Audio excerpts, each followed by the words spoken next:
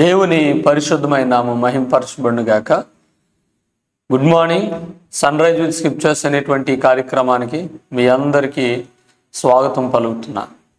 ఈ ఉదయకాల సమయంలో దేవుని వాక్యాన్ని మనం ధ్యానం చేసుకుంటాం. ఒక స్త్రీ తన ఇద్దరు కుమారులు 40 సంవత్సరాలు వయసు దాటినటువంటి ఇద్దరు కుమారుల గురించి చెప్తూ ఇలా అంది. వారిద్దరూ చిన్ననాటి నుండి దేవుని అందలి భయములో ఎదిగినప్పటికీ కూడా వారు పెద్దవారు అయిన తర్వాత వారు పూర్తిగా దేవునికి విరోధంగా తిరిగారు.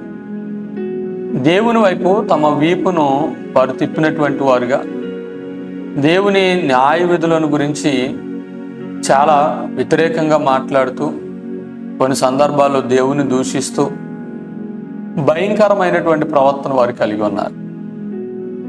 ఆ ఇద్దరు కుమారుల్లో ఒక అతను జైల్లో ఉన్నాడు, మరొక అతను జైలు నుండి విడిపించబడ్డాడు. వారికి ఉద్యోగాలు లేవు, వారికి ఏ విధమైనటువంటి ఒక మంచి భవిష్యత్తు కానీ లేకపోతే పోషణ, వారు తమను పోషించుకోవడానికి ఏ పని కానీ వాళ్ళు చేయడం లేదు. దురలవాట్లోకి లోనయ్యి దౌర్జన్యాలు చేస్తూ చాలా దారుణమైనటువంటి స్థితిలో ఉన్నటువంటి ఆ వ్యక్తుల గురించి ఆ స్త్రీ చెప్తూ, ఆ తల్లి చెప్తూ కన్నీరు పెట్టుకుంది, ఎంతో బాధపడింది. అయితే ఆమె ఇలా అంటుంది, వాళ్ళు అంత దుర్మార్గతలో ఉన్నా నేను మాత్రం వారి కొరకు ప్రార్థన చేయడం మానలేదండి అని చెప్తా ఉంది. వారు దేవుని వైపు తిప్పబడాలి, వారి వీపులు కాదు వారి ముఖములు దేవుని వైపు తిప్పబడాలి, వారు మారు మనసు పొందాలి, వారు సరిచేయబడాలి, అందుకని నేను ప్రార్థన చేయడం అయితే మానను అని ఆమె చెప్తా ఉంది. సమూయేలు రాసినటువంటి మొదటి గ్రంథం, సమూయేలు మొదటి గ్రంథము 12వ అధ్యాయము 23వ వచనం మనం చదివితే, నా మట్టుకు నేను మీ నిమిత్తము ప్రార్థన చేయటం మానుట వలన యెహోవాకు విరోధముగా పాపము చేసిన వాడనగుదును, అది నాకు దూరమగును గాక. ఈ మాట సమూయేలు చెప్తున్నాడు ఇశ్రాయేలు ప్రజలను గురించి. వారు దేవునికి విరోధంగా ఒక ఆశను లేదా ఒక కోరికను వారు కోరుకున్నారు. అదేంటంటే దేవుడే వారికి రాజుగా ఉండగా మాకు రాజు కావాలి అని కోరుకున్నారు, పరిపాలించడానికి. అప్పుడు సమూయేలు చెప్పాడు, మీరు కోరుతున్నటువంటిది కరెక్ట్ కాదని.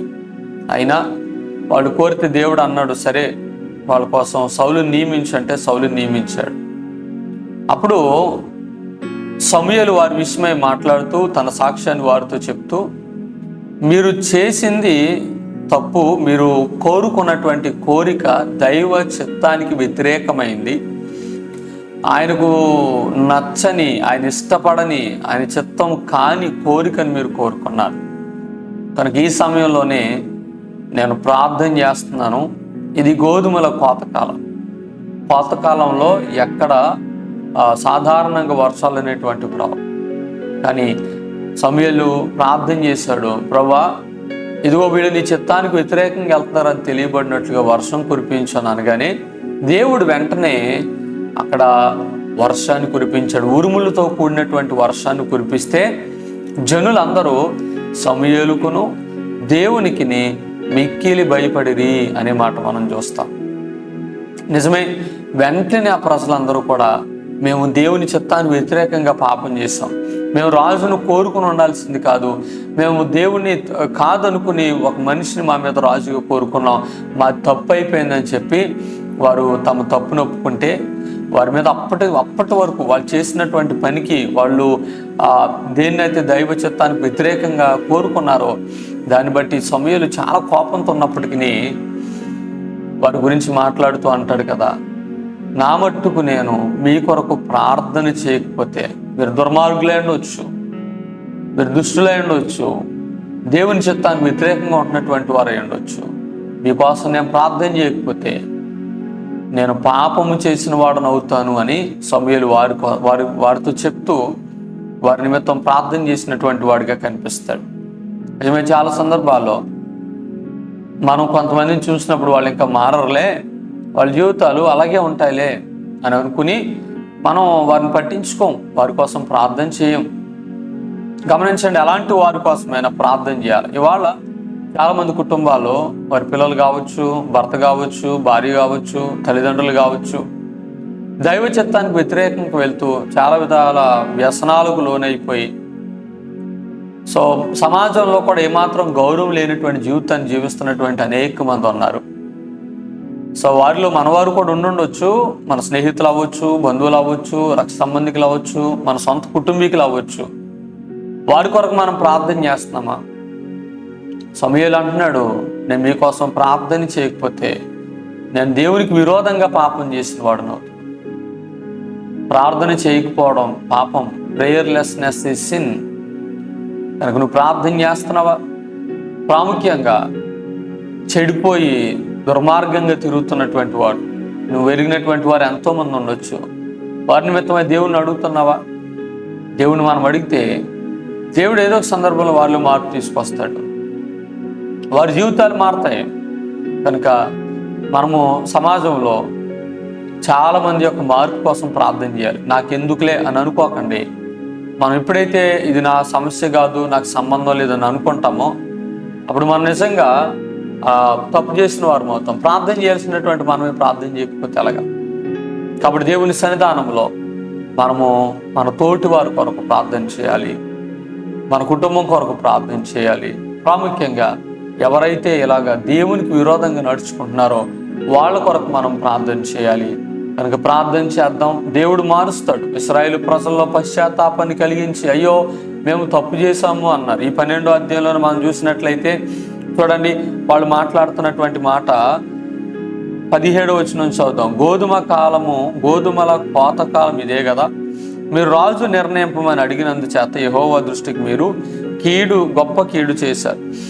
అది మీరు గ్రహించి తెలుసుకున్నట్లు యెహోవా ఉరుములను వర్షమును పంపునట్లు నేను ఆయనను వేడుకొనుచున్నా. సమూయేలు యెహోవాను వేడుకొన్నప్పుడు యెహోవా దినమున ఉరుముల వర్షమును పంపగా జనులందరూ యెహోవాకును సమూయేలునకును బహుగా భయపడి సమూయేలు తిట్లనిరి, రాజుని నియమించమని మేము అడుగుట చేత మా పాపములన్నిటికీ మించిన కీడు మేము చేసితిమి. కాబట్టి మేము మరణము కాకుండా నీ దాసులమైన మా కొరకు నీ దేవుడైన యెహోవాను ప్రార్థించుము. దేవుని కోసం మనుషులను సంపాదించడం అనేది లేదా సంపాదించడం కోసం ఉత్తమమైనటువంటి మార్గం, సులువైనటువంటి మార్గం ఏంటంటే ప్రార్థన చేయడమే. ఒక వ్యక్తిని దేవుని వైపు తిప్పడానికి మనం ఎంచుకునేటువంటి మార్గం, మనం తిడితే కొంతమంది తిడతారు, తిడితే మారతాడు అనుకుని. తిడితే ఎవరు మారరు. కొంతమంది ఏమన్నా వాళ్ళకి ఎరేస్తే, వాళ్ళని అట్రాక్ట్ చేస్తే మారతారేమో అని కొన్నిసార్లు వాళ్ళకి డబ్బులు ఇవ్వడమో వస్తువులు ఇవ్వడం అలా చేస్తూ ఉంటాం. అది కూడా కాదు. ఒక వ్యక్తి దేవుని ప్రభావము చేత మార్చబడాలి. అలా మార్చబడాలి అని అంటే మనం వాడి కోసం ప్రార్థన చేయాలి.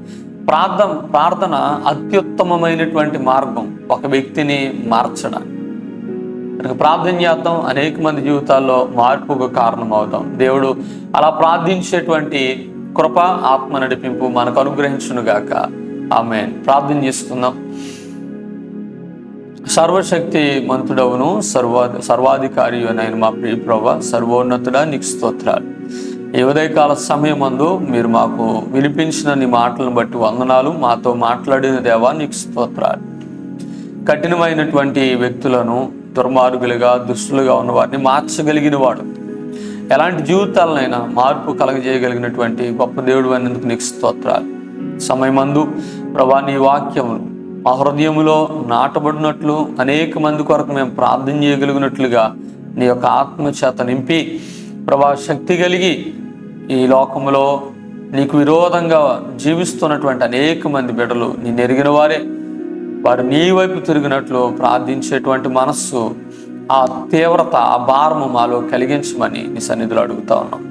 ఈ ఉదయ కాలంలో నీ వాక్యం అంటున్నటువంటి ప్రియ బిడ్డలు ఆసక్తిగా ప్రభా ప్రతిరోజు నీ దాసులు ఎంతోమంది ప్రభా మరి మాటల ద్వారా బలపరచబడుతున్నామని తెలియజేస్తున్నారు. సహోదరులు ప్రభా మరి తమ్ముళ్ళు, చెల్లెళ్ళు, అన్నయ్యలు, అక్కయ్యలు ప్రభా వాళ్ళందరి కొరకు మేము ప్రార్థిస్తా ఉన్నాం.